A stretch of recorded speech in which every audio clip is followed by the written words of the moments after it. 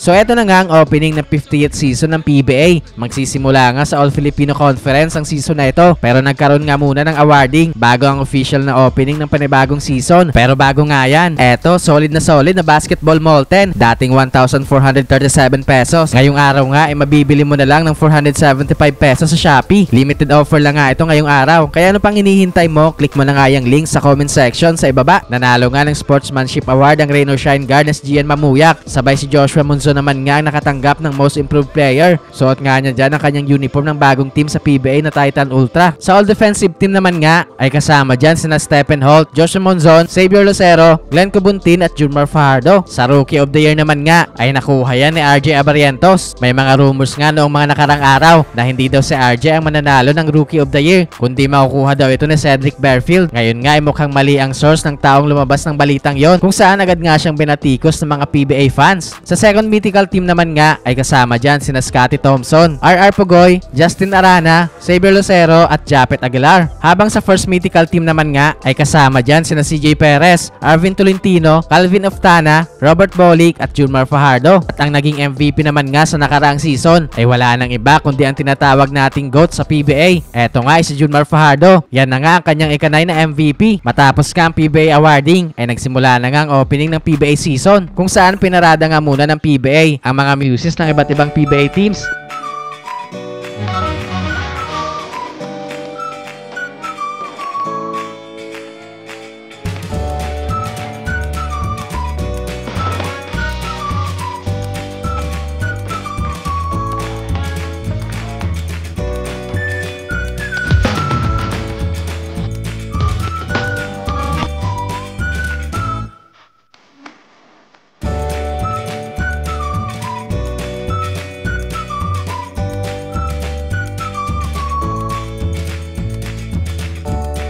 Pinarada na din nga ng PBA ang bagong team sa PBA na papalit sa franchise ng Northport. Eto nga ay ang Titan Ultra Giant Risers. Magandang laban naman nga matutunghayan natin mamaya sa opening game. Manila Clasico agad, Barangay Ginebra kontra sa Magnolia Hotshots. Kaabang-abang nga dito ang magiging coaching debut ni Coach L.A. Tenorio against sa kanyang former team na Ginebra.